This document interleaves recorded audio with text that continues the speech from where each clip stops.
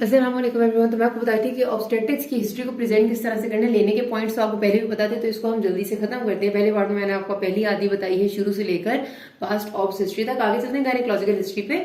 तो gynaecological history तक सबसे ज्यादा इंपॉर्टेंस है इसकी, ठीक है। पास्ट मेडिकल सर्जिकल हिस्ट्री किसी हद तक जो आपको तंग नहीं करना चाहता examiner, most of the time वो इससे आगे तो सुनना ही पसंद नहीं करता, लेकिन यहाँ तक बहुत इंपॉर्टेंट है। अब गायनेकोलॉजिकल हिस्ट्री में जो सवाल है ना भाई, उनको स्किप नहीं करना आपने। किस तरह नहीं करना कि इसमें सवाल आपको पता है कि सबसे पहले हमने पूछना होता है एज ऑफ मिनार्क, जो अक्सर लोगों को नहीं याद होती। अगर वो कहते हैं कि बस नॉर्मल टाइम पे आया था तो फिर आप अंदाजन 15 ईयर्स लिख दें। लेकिन कुछ लोग जिनका बहुत लेट आता है उन्हें याद होती है, तो आपने फिर उनकी मिनार्क की एज लिखनी है। बिकॉज इसमें चीज इंपॉर्टेंट है कि हमारे पास आप ना अभी जब प्रैक्टिकल उसमें हाउस ऑफ में जाते हैं तो आप देखते हैं कि पेशेंट्स बाकायदा आपके पास जो आपने पढ़ा होता है ना कि ब्लाइंड वजाइना के साथ और आपका जो सेप्टल बना होता है वजाइना के आगे, उन कंप्लेंट्स के साथ आती हैं। फिर उनकी कितने साल तो ज़ाहिर एज ऑफ मिनार्क आई ही नहीं होती, वो लेट हो जाती है, तो दे नो अबाउट इट। तो वो इंपॉर्टेंट फाइंडिंग होती है, वो आपने मेंशन करनी होती है, इसलिए यू हैव टू आस्क, इसको स्किप नहीं करना होता।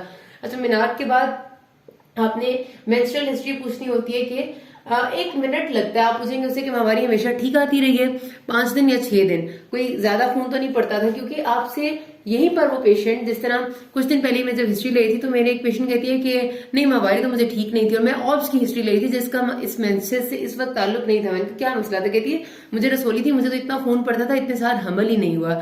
अब this is important for me, अगर मैं ये बात मेंशन नहीं करूंगी तो मुझे नहीं पता चलेगा कि उसकी प्रेगनेंसी शायद प्रीशियस प्रेगनेंसी है, क्योंकि may be she was married for last 8 years और उसकी पिछले 5 साल से कोई वो हुआ ही नहीं थी, प्रेगनेंसी नहीं हुई थी, यानी कि कंसेप्शन नहीं हो पाई थी, और या फिर ये कि उसके 2-4 मिसकैरेजेस थे because of fibroids in uterus. तो ये बात मुझे यहीं पर पता चल जाएगी, ठीक है। तो मेंस्ट्रुअल हिस्ट्री में उससे बस एक सवाल करना है कि हमारी हमेशा ठीक आती रही थी, खून ज्यादा तो नहीं पड़ता था। तो इसमें हम वैसे लिखने में ये लिखते हैं कि पास्ट क्या थी, प्रेजेंट क्या थी, कि पहले ठीक थी और अभी भी ठीक है। ज़ाहिर इस वक्त तो नहीं हो रही, लेकिन जब तक आ रही थी ठीक आ रही थी, और रेगुलर है या नहीं, ठीक है।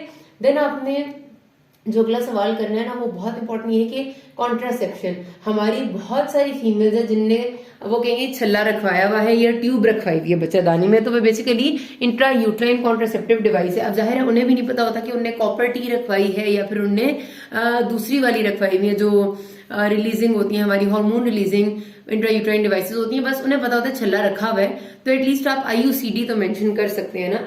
और कॉन्ट्रासेप्शन अगर उन्हें रखवाई थी तो कितने साल के लिए रखवाई थी, फॉर 5 ईयर्स, 2 ईयर्स या 3 ईयर्स, और कितना अरसा पहले निकलवाई है, व्हेन सीज्ड, ठीक है।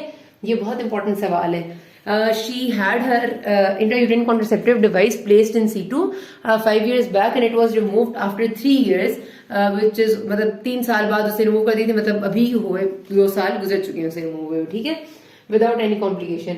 फिर हिस्ट्री ऑफ सब fertility, you will find a lot of patients with सब फर्टिलिटी। ये ना समझिएगा कि हमारे पास जो पेशेंट्स आती हैं उनके पास सारे स्पॉन्टेनियस कंसेप्शन की होती हैं।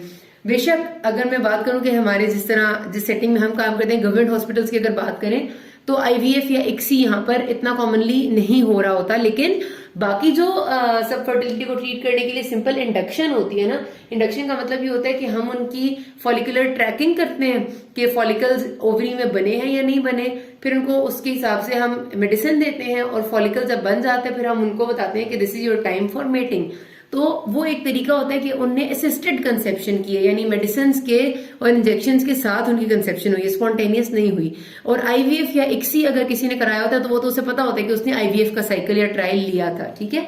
तो सब फर्टिलिटी की हिस्ट्री लाजमी पूछनी है, कहीं भी बैठे हुए, बहुत सारी जगह पर ये हो रहा होता है कि उसकी जो कंसेप्शन सब फर्टिलिटी की कोई हिस्ट्री थी या नहीं थी, और ये जो अभी कॉन्सेप्शन है ये स्पॉन्टेनियस है या असिस्टेड है, ठीक हो गया। और उसके बाद एक सवाल क्या करना है कि क्या उसका कभी पैप स्मेयर हुआ। आपने उससे ये पूछ ले कि उसकी नीचे की तरफ से कोई ऐसा टेस्ट हुआ था जिसको शीशे की एक स्लाइड पे रखा गया था, क्योंकि पैप स्मेयर जब लेते हैं तो शीशे की स्लाइड बना के पेशेंट के हाथ में पकड़ाते हैं कि ये लैब में जमा करानी है, तो उसे पता होता है कि शीशे वाला एक टेस्ट हुआ था मेरा, तो ये आप उसे सिंपली पूछ लेते हैं, ठीक है। अब इसको पास अगली बात आती है, मैं अभी प्रेजेंट करके बताती हूँ पास मेडिकल एंड सर्जिकल हिस्ट्री की।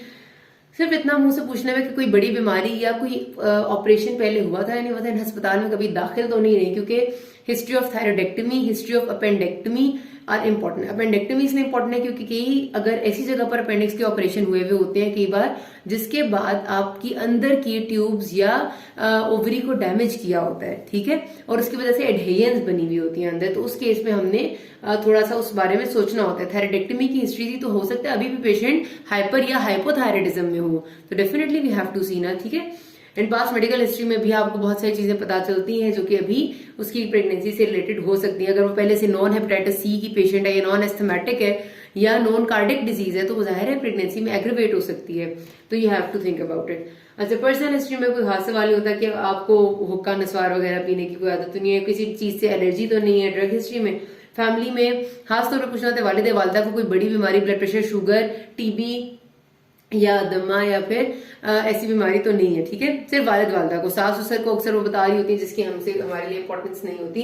एंड एक अंदाजा लगा लें what is socio economic status. और इसमें बोलने में वी विल प्रेजेंट के in gynaecological history the patient her menarche was at 15 years of age and her menstrual cycle was regular, that was 6 out of 30 days with normal flow and no irregularity in her past and present cycle. She used intrauterine contraceptive device 10 years back and it was removed almost 5 to 6 years back according to patient with no complication.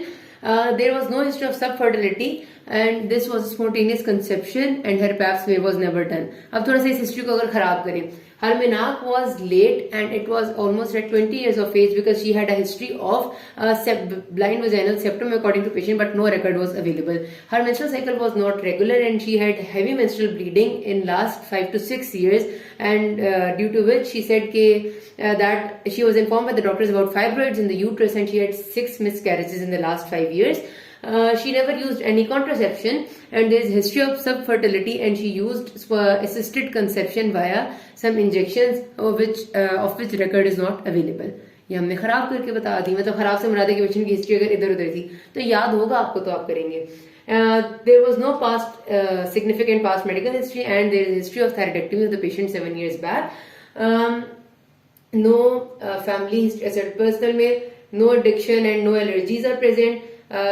Father is diabetic hypertensive, mother is healthy and alive and she belongs to middle class status. That's it, ठीक है। इतनी सी बात है, कहानी खत्म हो जाती है, हिस्ट्री प्रेजेंट हो जाती है, इतनी बेहतरीन सी कोई मसला नहीं था। किसी कोई मसला हो क्या ना।